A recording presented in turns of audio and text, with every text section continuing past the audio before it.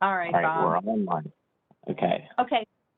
I guess I'll just start off that, I actually just heard all about this, but I knew you won this award, and that was really wonderful that you did that. So when did this project first come about, and when were you, told about it? I remember actually going to Jacksonville and going to these different locations and seeing all these piles of axles, which was crazy. So, and wondering even back 4 or 5 years ago what the heck they were going to do with them. So how did this all come about? I guess we can start by that question.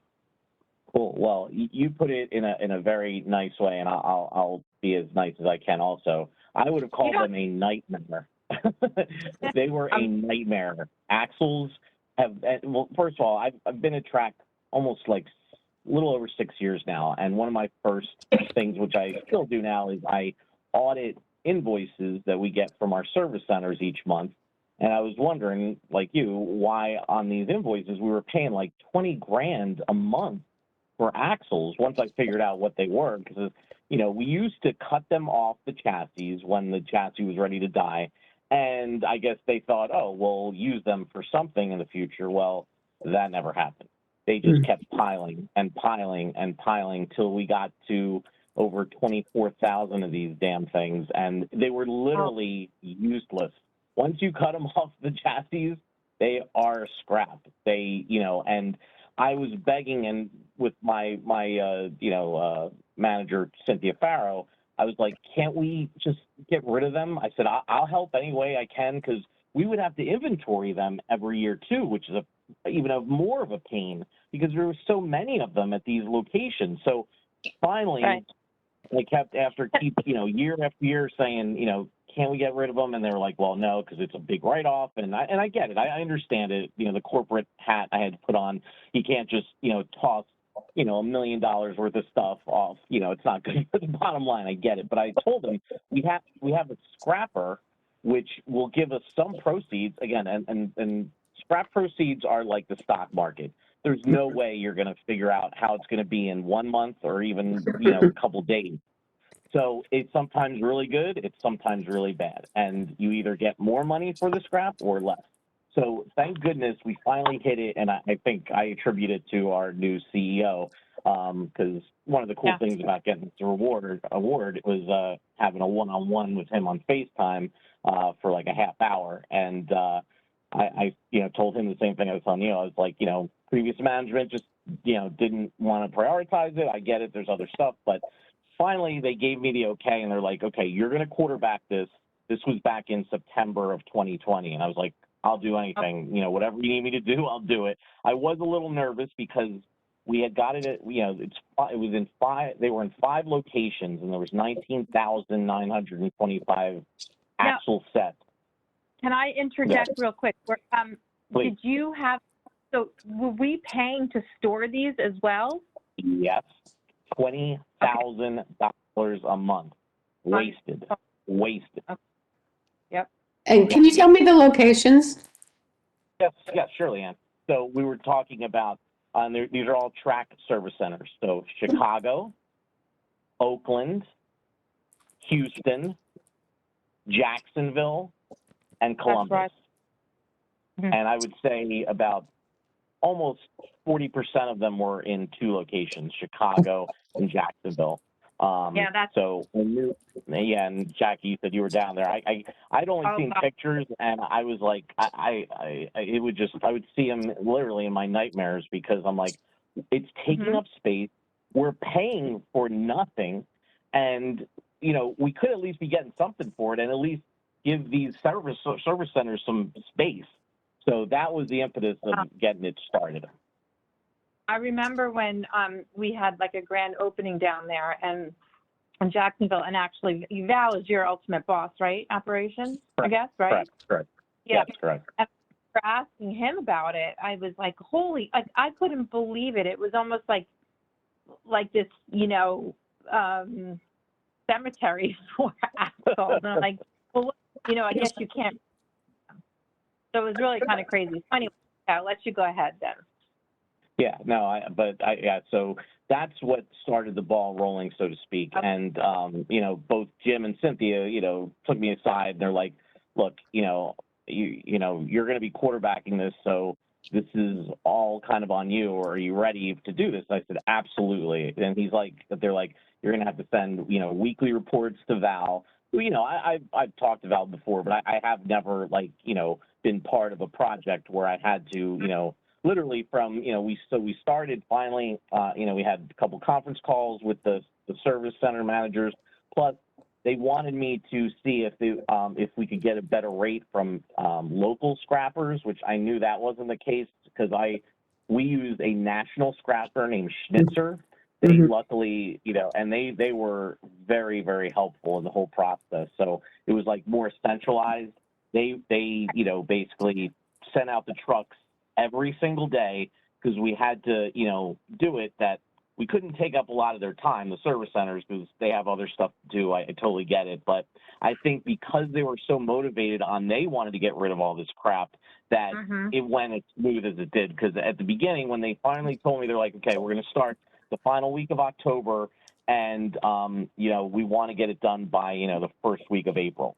And I'm like, I said, okay. I asked the scrapper to see if that was possible, because, you know, management can have great plans, but sometimes if it's not realistic, you know, I don't want to sign off on say, oh yeah, definitely we'll get it done, and then the scrapper would be like, are you crazy? We can't pick up that many, because again, it's not 500 in one location. It's 19,925 in 5 different locations. So it was, I was a little nervous, but, you know, because I think, okay.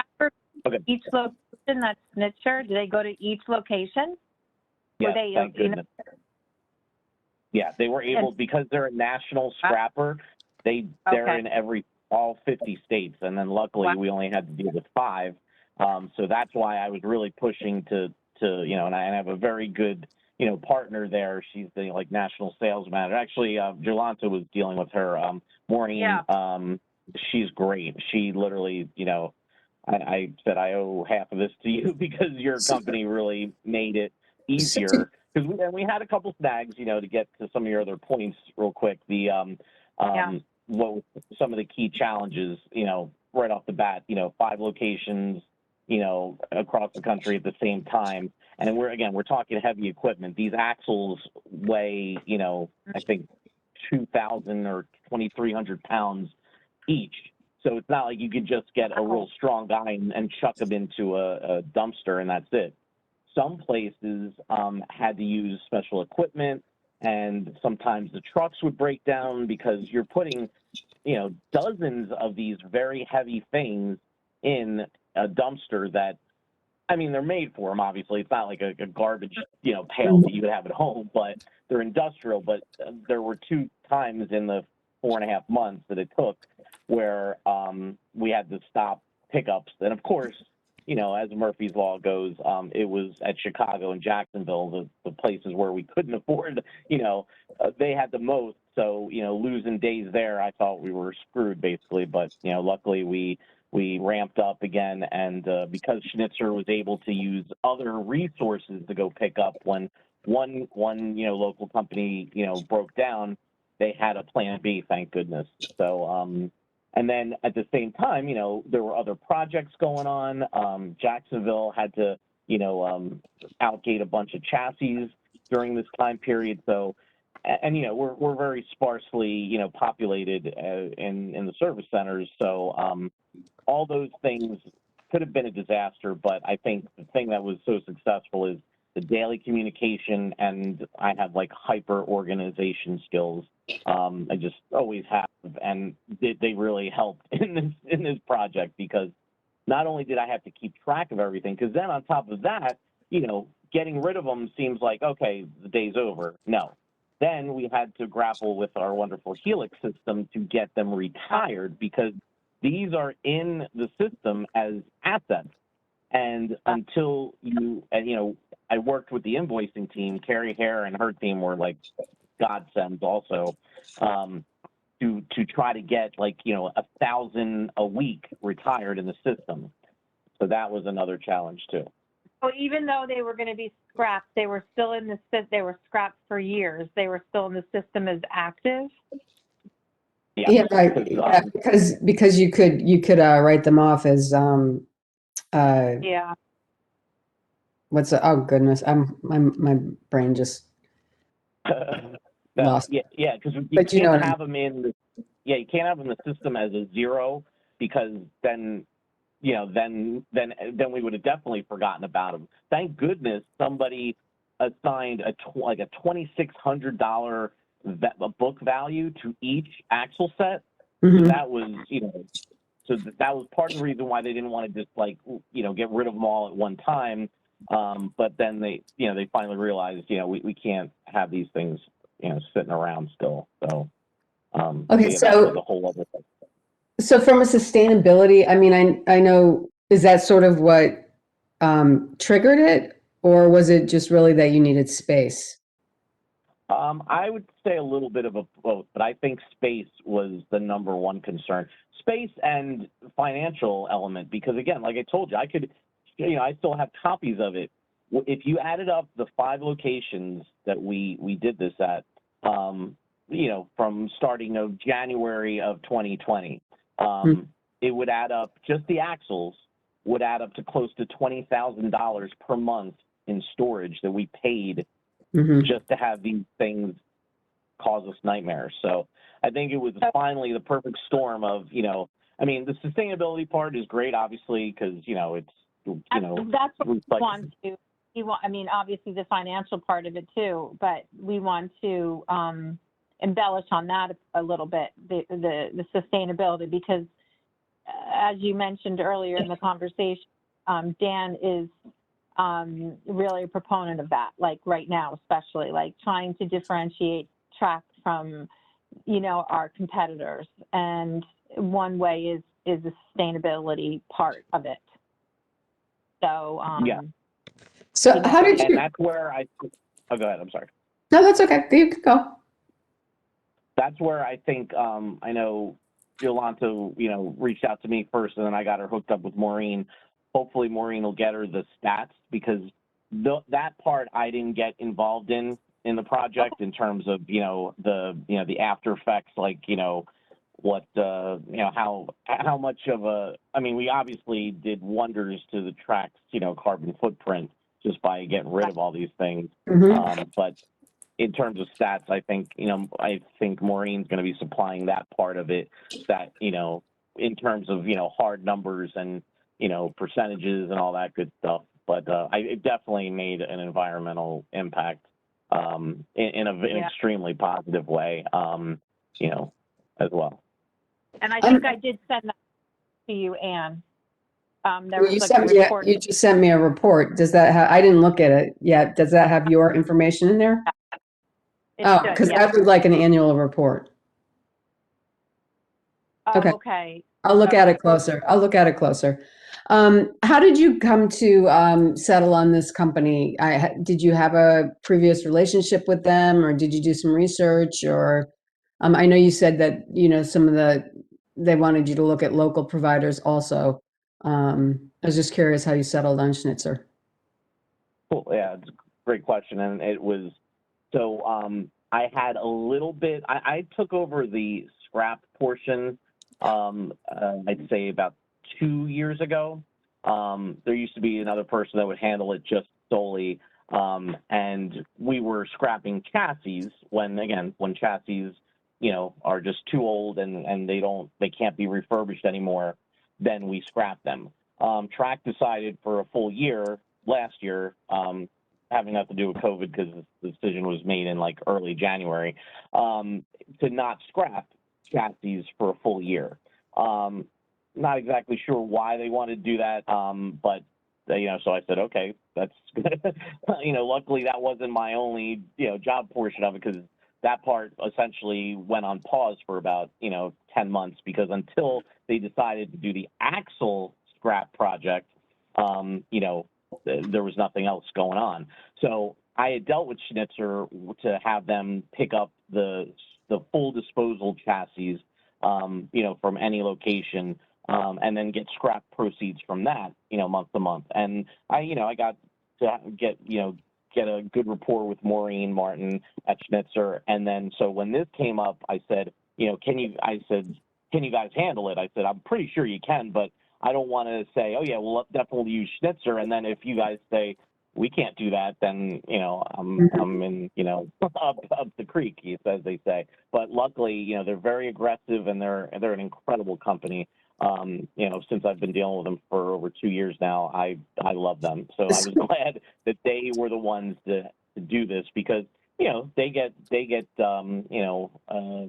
something out of it too. Sure.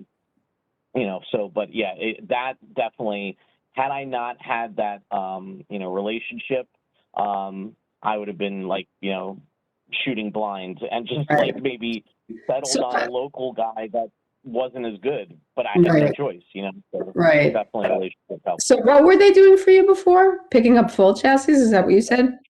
Yes, correct. We were, and we still do that today. We just paused in 2020. So whenever one of Track's chassis gets to a certain age, or when they say, okay, this is going to cost like $8,000 to refurbish, but the book value is, under 2,000, like anything else, like, if you had a car that was 20 years old, you're probably going to put $6,000 in it to get a new engine. You'd probably just get a new one. So in our case, we don't just trade it in; we scrap it. And then Schnitzer picks them up, from the locations, takes them to the scrap yard, and then we get proceeds from that each month. So you were previously separating the axles from the chassis? Yeah, because axles, we didn't get rid of axles. We just hoarded them, like hoarded. Yeah. No, so I'm just trying to understand. So when they would come get the chassis, but you would separate the axle from it.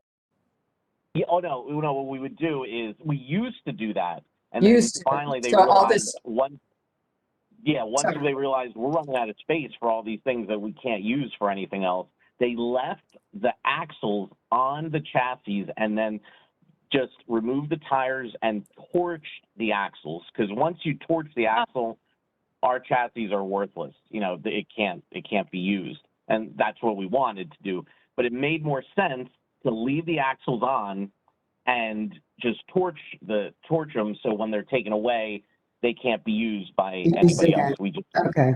yeah. So do you think the thinking was originally that you'd be able to use them again, and then just nobody did? Yeah, I guarantee that somebody probably said, and maybe because I guess we do refurbish chassis. You can replace like parts and lights, and you can paint it nice and blue and everything, and it looks brand new. But axles are one component, an extremely important component, because without the axles, you don't have a moving part. So that, but I guess, and again, I don't claim to know all the science behind it, but at one point, maybe they were thinking, we'll cut off the axles, refurbish them somehow, and then we can just slap them on another chassis and, recycle it that way. But that didn't happen. Yeah. Okay. So I think I actually know the answer to this, but I was going to say from a company standpoint, what do you think the biggest benefit was? And I assume it's that $20,000 a month bill for storing them. So you had a huge financial gain. Right? Yeah, that's one of the biggest ones. But one of the coolest things that happened, and obviously another reason why they were doing it, was Schnitzer would give us proceeds monthly, not weekly or daily, because it's too much, so on a monthly basis, they would send us a check. And, for regular chassis, it could be like, like this month, it happened to be $134,000, which, is a nice little bump and stuff, and it's something, it's income for us, and it's recycled stuff. But what the coolest thing was when they sent the check for $1 million in proceeds. We had never gotten one that high, so that was like that was And very cool. You got a certain percentage of that, right, Bob? I'm sorry. Oh you yeah, no, I should have. I was gonna. I almost. I don't know Dan obviously that well, but I was gonna say instead of the $250 gift card, can I just get 0.01% of the total proceeds, and we'll call it even? But yeah, not quite. He laughed. So, why would there so Jackie was saying in the beginning that you got an award. Can you tell me about that? Yeah, in fact, I'm going to because I live in Plainsboro, like less than 3 miles from the office. So I'm actually going to pick it up right after I'm done with you ladies from Rich Hediger. Apparently, because I've never won this before, and the Above and Beyond, I guess it's a nice little, like, I don't know if it's a plaque or like a award kind of thing, and a $250 gift card. So And that was just for that because you took on this extra project and on top of your. Correct. Okay. Correct. Yeah, this was, I was nominated because apparently, I'll be honest with you, I never really paid attention to it too much before, but I knew it existed. But apparently Val, because I was sending, weekly updates, to him, and he was extremely supportive. He was a good, not only a good cheerleader, but a good motivator and a good, I got very good positive feedback from him along the way. And that's why I was, even more, thankful to him that he was the one that nominated me. And I'd be honest with you, I don't know if it's, all the VPs or if it was just Dan. I don't know exactly who picked the final, there ended up being, I think, 4 of us, Lisa from sales and I think Samantha and Angie from the GRP team and me. That's very cool. Yeah, we used to do it, just so you know, Ann, there used to be a program and many more people could, and it was almost like, I've actually gotten one before, but for not a big, for doing something, special, great, and, whatever. And then someone acknowledges you and sends it. So it's really nice. And then, like anything through the last couple of years, it kind of fell through the cracks. It was a human resources kind of thing. And when Dan came on again, he wanted to reinstate it, which was a good idea. And we, marketing actually, Yolanda and I ended up putting together a new video and, the criteria for it. And, before, like, there's only a certain amount of people that can win. So it's a big deal, Bob, because I'm sure a lot of people recommended, but everyone didn't win. So, it was a nice, to be recognized for your contribution, for sure. Oh, absolutely. And I took it that way, definitely. And I told Dan, I said, I'm like very pleasantly surprised, that I won it because, I like I said, I didn't know too much about it, the award before. And, I like wanted to do this because, like I said, there was a personal vendetta I had against the Axels and I wanted them to go away. So it worked out great. I was motivated by that big time. So then going forward, do you continue to work with Schnitzer and when you scrap the chassis, they just take them? Correct. And thank goodness we will never be in the Axel situation again. Right. This was hopefully, but like I said, like today, Track Jacksonville Service Center sent me a request that they're going to scrap 10 chassis that are, no longer, viable to be roadworthy. So luckily my relationship with Schnitzer will continue and continue to grow and stuff. But it just won't be as because I was literally from October 26th through March 16th, we actually beat our goal by 2 weeks to get completed fully axle free. Every single day I had to be in contact either via email or Skype or on the phone with Schnitzer to make sure that, everything was going smooth that day. Because if not, I had to know because, if like Jacksonville, we couldn't pick up for 7 days in a row, and that sucked. It was just, it really kind of stopped, luckily it was in January. So we were able to ramp up and still, beat the deadline. But, there's so many moving parts and so many things that can go wrong. Again, it's not like we were picking up old T-shirts, and throwing them in the back of a truck. Right. It's whenever you're dealing with heavy machinery, big time headaches can bite you. So I'm very thankful that things went as smoothly as they did. So when people read this, what do you think you would like them to come away with? Hopefully that, I am a team player and that I did something to not only help the company financially, but, the fact that there is an environmental element to it, that's good too. Because, I mean, look, I know we're in a capitalist society, of course, but, and money talks as always, but it's good to see something. And especially, like, my position, I'm an inventory analyst. So my part of the world, I don't contribute any, profits to the company. I help make sure things run well. I make sure that, our inventory is correct and stuff, but I'm not in sales where, I'm getting new customers and putting money in the bank, in the track bank, as they say. But with this project, I was able to do that as well, by getting, like, we ended up at the end of the day, or I'm sorry, at the end of the month, the final total was $3.6 million in proceeds. Mhm. Now, Yeah, that was my question.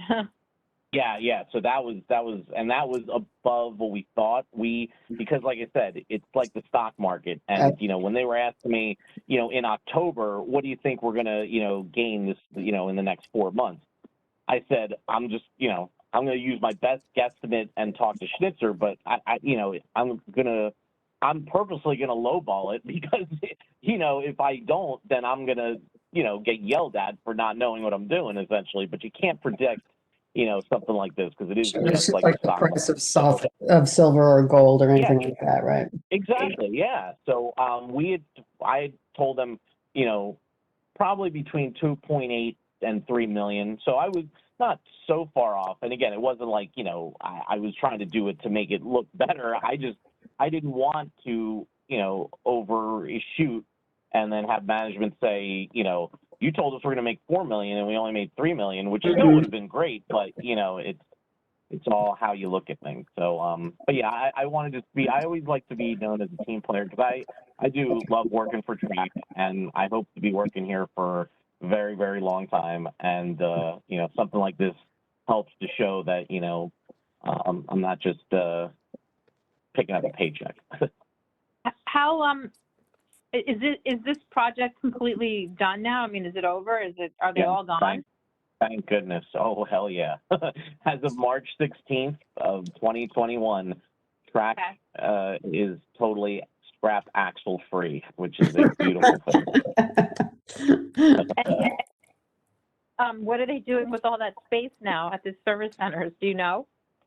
Good question. I know some of them, it's just, I mean, they were so tight as it was because a lot of these guys, especially in like, in California and the Florida area, they could do some of their repairs and stuff outside because it's not freezing like in Chicago or anything. But so just space to get a little more organized, they said, and again, for like extra repair space, they were very thankful for that.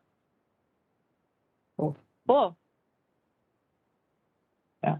Okay. I don't have any more questions. Do you, Jackie? So I guess just the biggest challenge that you would see, which you did mention, was just if something happened in the transportation of these axles, correct? Because they were so heavy. Yes, and it did happen. No, we had like machinery break down a couple times in Chicago, and so for like almost a week we had no pickups because the local scrapper, because they're not. This is a very unique project. This is because most of the time when you pick up scrap chassis, it's on a flatbed. You can't really put tons of axles on a flatbed and make them secure enough. So you need a dumpster that's like industrial strength dumpster, obviously, to put them in so that when they're transported, they're not moving around or, because again, if one of these goes flying off a flatbed and lands on your car, you're done. You ain't going to survive that. So the fact that we had to, be at the mercy of the scrapper to make sure that, and again, it was a tall order. It wasn't like, yeah, we need you to pick up, 3 weeks in a row. So It was October 20. Yeah, it was like 5 months. So that was the other biggest challenge. Time is what scared me, actually, that, I knew management wanted it all done by April 1st. I honestly didn't think we could do that. But I'm glad we did. So does Schnitzer contract out with local scrappers? Is that how they do it? Yeah, they have contracts that they use, for all different kind of projects and stuff. And so luckily they had all the relationships, because it was so funny when I was calling around to get like rates, daily rates and stuff in like, the Columbus area and the Houston area and the Chicago area. When I talked to Schnitzer again, I said, I'm being honest with you, my management is just making me, shop it around just to make sure. And she goes, yeah, I already knew, because we basically called a couple of the guys that we use anyway. So everything's connected, as they say. It turned out the way, again, I think it went as smooth as it did because of Schnitzer and because, our 5 managers at our service center. Luckily, I have a good rapport with them because I've, been here and I've dealt with them for other projects and stuff. So they were, and again, it was benefiting them. It's like saying, okay, we're going to, get rid of all your junk that you don't want in your house, in a few months. So they were happy about it. And again, I think everybody had a good stake in it to be motivated, because, with any project, sometimes, it'll go good for like 3 weeks and then it'll fall off. And that's what Dan said. He goes, the fact that you not only did we beat the deadline, but that, it's a daily thing. It's not like, okay, once a week we're going to make a pickup and that's it. It's literally a daily thing. And, those are the ones that could get a little rough after a few months. Bob, do you think it's okay if I give Anne Maureen Martin's information just in case? Oh, absolutely. Absolutely. In fact, you can. And I told her, I said, I got this award, and I said, thank you, Yeah. So I said, somebody from track might contact you. And she's like, that's fine. She travels. She's starting to travel again. She's located down in Atlanta. So, but if you have her email and her phone number, she'll get back to you within a day or so. She's usually good about that. Okay, just in case. I'm going to look at I just received this myself, this report link below, but I'm not sure if it's, has information that Anne may want on here. So it's got general information in there about, like, how, to your point, how they work. But it is really, it's a report about their sustainability efforts. So I don't know that it's specific enough to what we want to, it might make sense to just spend 15 minutes on the phone with her to talk to her about, track specifically. Yeah, I think that's a good idea. And she's very, very personable person. And I think that, I think you'd get a lot out of it instead of just looking at a report. Okay. And what was their benefit? What did they get from all this? Well, see, the way it works, and this goes for scrap chassis or, with axles and stuff. When they do the pickup, they get part of the proceeds. So let's just say, and I'm just going to use round numbers, for each axle, and it doesn't matter who it's coming from. At start for today, if you bring one axle to the scrap yard, we're going to give you $100. So obviously we get the brunt of it, we get the most of it, the biggest part of it. But Schnitzer has to take their part of, the what's called the trip fee, to pay for the actual truck and stuff. That could be anywhere between, 20 or $30 of that 100. And then they do take, I think they take I don't know. I thought it was 2%, but don't quote me on that. Maureen, I don't know if she'll even disclose that. I know they take a portion of it, and they should. It's kind of like a finder's fee, if you will, and then we get the rest of it. After. So they have financial gain, and also when they bring stuff to the scrapyard, Schnitzer doesn't own the scrapyard. Schnitzer is just a logistics company to get from point A to point B. So it's not like they're keeping it and making new cars or, that's essentially what happens. They melt down the metal or they sell it off to China or God knows what else. But so Schnitzer, I believe, is just more just logistical. So they get a part of it by moving our stuff to the scrapyard. Okay. All righty. Okay. Interesting. Very interesting. I'm happy for you, Bob, that you got to, Thank you. after all these years, you got to, something exciting to work on. You know what I mean? I agree. Because I for a while there, my job, it's funny because I went to school for marketing and corporate communication. And so I had some jobs in sales and marketing, and I liked it, but I guess as I got older or, life just pointed me into direction of I'd rather just deal with like emails and numbers more than dealing with people. and it just, that's how I excel. I mean, I still, deal with people obviously, but if I can deal with less, I think I do better. So to have something like, so I was like an under the radar guy, like, and I was fine with that. But when something like this came about, and luckily Jim Sanders and Cynthia had faith in me and said, we're giving this to you, but, just know it's high visibility. So you got to take it seriously. And I said, I totally will. And so, yeah, I appreciate that. I'm very happy. Yeah. I started 6 years ago too. Yeah, I started in March 15. When did you start? Sorry, Ann. I was a month after you. It was April, because I started a week before my birthday. My birthday is April 28th. So I started April 21st as a temp, though. I wasn't a track employee until November.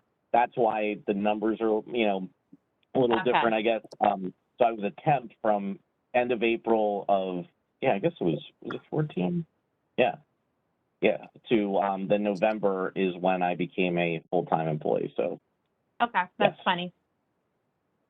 All right. Well, thanks so much for taking time to explain things in more detail. I didn't get a lot of detail from Yolanda, so it was perfect. Thank you so much. Oh, my pleasure. If you need any follow-up or anything, you can call me or email me anytime. I'll, like you said, I'm trusting you because I have once I hit stop on this recorder, you're thinking they're going to send me an email that has a link, and I'll just forward that to you, and you could do whatever you want with it. Yeah, hopefully that'll work. Yep, that'll be perfect. Sweet. Thank you so much. Okay. Ann? I didn't hear. I'm sorry, what? I said anything else, Ann? No, but I would like to have a chat with you about what because I didn't quite understand the other sustainability piece that you sent me this morning. So just I didn't understand. I'll talk. I guess we can stay on. You can just call me on the phone. I'll call you separately. I'll hang up and I'll call you separately. Yeah. That's fine. Okay. Thanks so much. And yeah, hopefully that tape went, but if not, I think, Ann, you probably have it, right? I took some notes too. I think I have plenty.